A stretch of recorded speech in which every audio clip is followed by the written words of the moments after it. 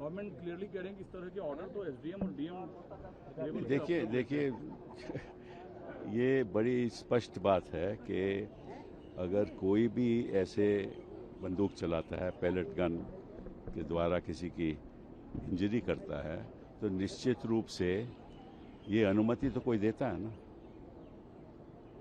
हाँ, अगर कोई कहता है कि एसडीएम ने अनुमति दी, तो क्या हमारे गृह मंत्री ने कहा कि एसडीएम ने गलत किया?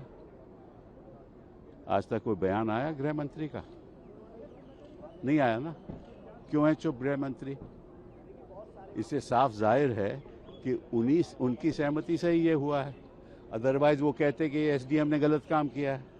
एक तरफ तो भाजपा कह रही है कि कोई ऐसा हुआ ही नहीं, कोई पैलेट गन चली ही नहीं। भाजपा के कई लोगों ने ये बात कही ना। फिर जब साबित हो गया कि चली, जब राहुल गांधी ने दिखा दिया कि उनके मुखड़े पे, आंख में पैलेट गन है, बॉडी पे इंजरी है, तो इनको मानना पड़ा। और फिर गृह मंत्री चुप क्यों है? ये सवाल उठता है ना। इसलिए राहुल गांधी ने कहा कि ऑब्वियसली उनकी सहमति है और उनको जिम्मेदारी लेनी पड़ेगी। इसलिए वो हाउस में नहीं आ रहे। ना तो हाउस में आते हैं, ना बयान देते हैं, ना कहते हैं कि ये गलत हुआ, तो ऑब्वियसली उनकी सहमति है। ये लोकसभा में बिल जो पास हुआ, राज्यसभा में टेबल होना, आप एचआरडी मिनिस्टर रहे हैं, इस बिल से क्या आगे भविष्य में पेपर? देखिए ऐसा है कि आप हाथी की पूंछ पकड़ रहे हो।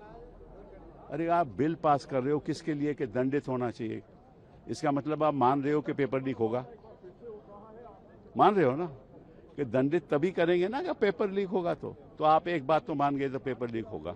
लेकिन सुधार इसका ये है कि शिक्षा की व्यवस्था में बदलाव आना चाहिए। उसके बाद में कोई चर्चा नहीं है, उसके बारे में कोई बढ़ोतरी नहीं हुई। जो फंड है, जो इन्वेस्टमेंट है एजुकेशन सेक्टर में, वो 4% से कम है। 6% होना चाहिए। बाकी देशों में 9-10% है। बेरोजगारी है, इसीलिए तो युवा लोग जंतर मंतर में। ये केवल पेपर लीक की बात नहीं है। ये जो ढांचा बना रहा है हिंदुस्तान में, ये सरकार जो ढांचा बना रही है, प्रॉब्लम उसकी है। एक सवाल सर और है, आपने जो कि पीसी की थी प्रोटेस्टर्स के साथ, अभिजीत दीपके की मां ने क्लेम किया है कि उनके ऊपर दबाव था कि उनका बेटा बीजेपी ज्वाइन करे, इस डर से वो कुछ दिन के लिए घर छोड़। इसके बारे में मैं क्या कर सकता हूँ? इसमें मैं तो नहीं चर्चा कर सकता। किसी ने कुछ कहा हो तो कहा हो।